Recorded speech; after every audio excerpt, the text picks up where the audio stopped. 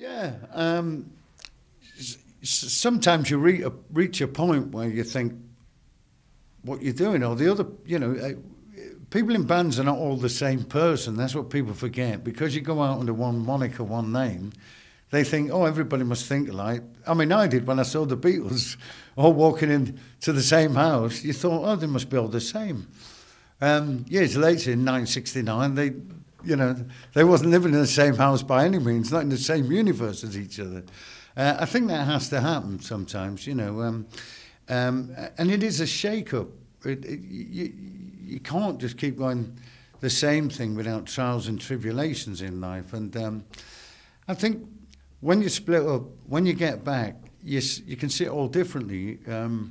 You can always split up again, but you're wondering also what's on the other side, and you view it differently. And you kind of appreciate it in a different way. I'm sure the guys in the early days, like we did, we partied a lot. The drink, the drugs. I never did a skateboard, but I wouldn't have minded doing a skateboard with the Quo. I heard about that story. How true it is, I don't know. But you go through that in the early days because you're assaulted by everything. The excitement, the sort of fame of it all. You get some money to spend and you become extravagant with the drink and other stuff.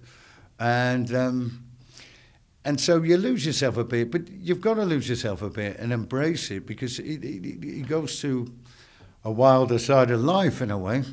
It's like Turner tying himself to the mast. You go to this excitement and you've got to be fueled by all these things to get there. It's not normality, but you're dealing with something beyond normality here. And then one day that bubble bursts, you all have an argument, or you decide you've grown apart, just like a lot of relationships. Thing is, with a group, somehow, perhaps people in groups are more forgiving than they are in relationships. Because how many relationships do you have where you ever get back? Not many. But with a group, you kind of go, we had something there in the middle of us, something that was magic that we created at one point, and then we treated it with disrespect, which is a natural instinct after a while. And then after a while you realise that was what you had. That's who you were for most of your musical life. So it becomes very important. And when you get back, you've kind of run out of things to argue out and disagree about. You look at the positive things and think, well, what can we do that's good about it?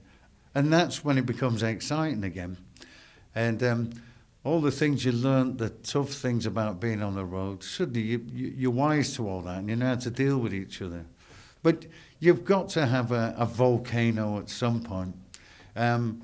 Every band in history either splits up and doesn't come back, or, some of them, like Status Quo, and indeed the Buzzcocks, we thought, while we was apart, everybody was asking us, when are we getting back, and when we got back, we thought, it's not bad, this, This is what we started off doing. You remembered the reason why you started it all. And it sheds a new lease of life.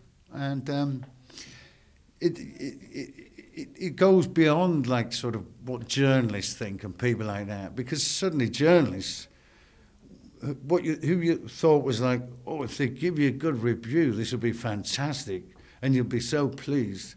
Then you realise they're nothing really. If you've got the audience there, they're the journalists, they're the judges, they're the ones that come to see you, and that's who you listen to most in the end. People can write whatever they like about you, and most of it's wrong anyway. And so as long as you keep your audience, and the audience know you're good, the audience can go with you. They're the ones that bought your records and went through your good albums, your intermediate albums, and stuff like that. They're the ones on the whole journey.